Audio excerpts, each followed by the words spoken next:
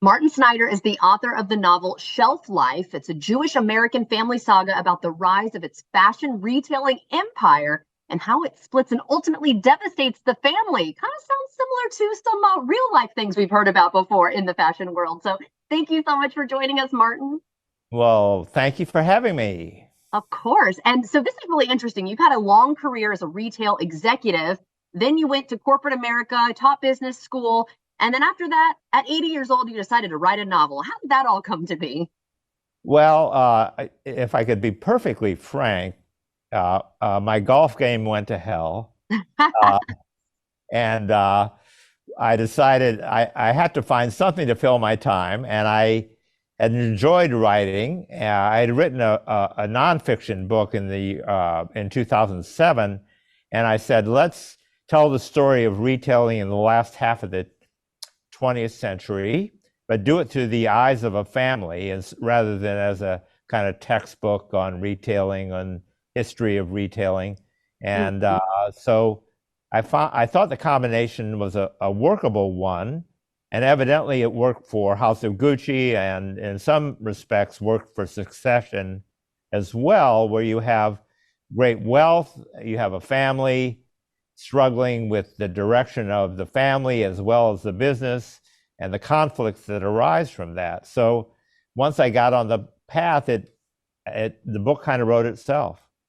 And one of the fascinating aspects too of this novel is that it's set in the early 1990s, before the internet, e-commerce, and all of that. So how much of this novel is true? And did you ever imagine people would buy shoes online or buy anything, everything online at this point? There are many, many factual things in the book about retail. There are many of the personalities that Josh, the protagonist, meets are real people. The way that retailers work is factual.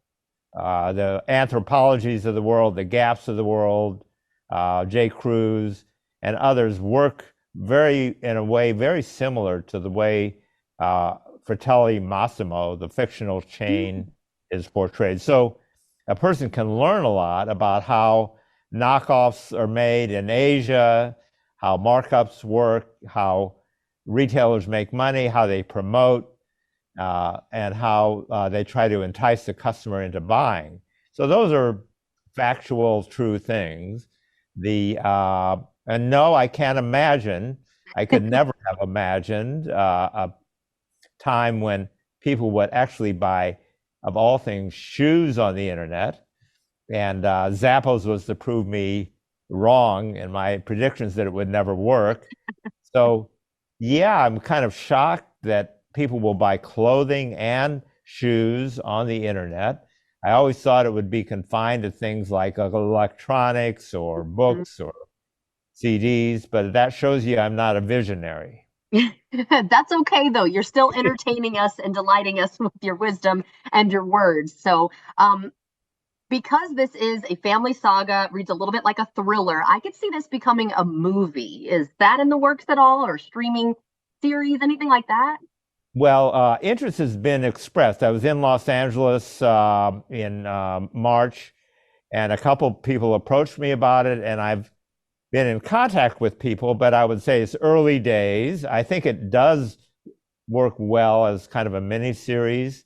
I think it has the elements that work, the tension, the family struggles, betrayal, along with the retail story that I think many can identify with. Many people are aware of what has happened to retail, particularly in the last 20 years, and how the malls have declined in popularity.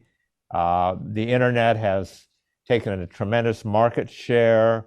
Department stores are teetering. And the customer just has got many choices, and they like to take advantage of those choices. And so it's a far different world than the world I grew up in. Thank you so much for joining us. If we want to find your book, though, is it where all books are sold?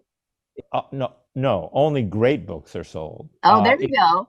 Okay, great books are sold at Barnes and Noble, local bookstores, Amazon, BarnesandNoble.com. You can find it anywhere. Okay. Well, thank you so much for joining us today to tell us all about it. And if you'd like to see this interview again, just head to our website at firstcoastliving.net.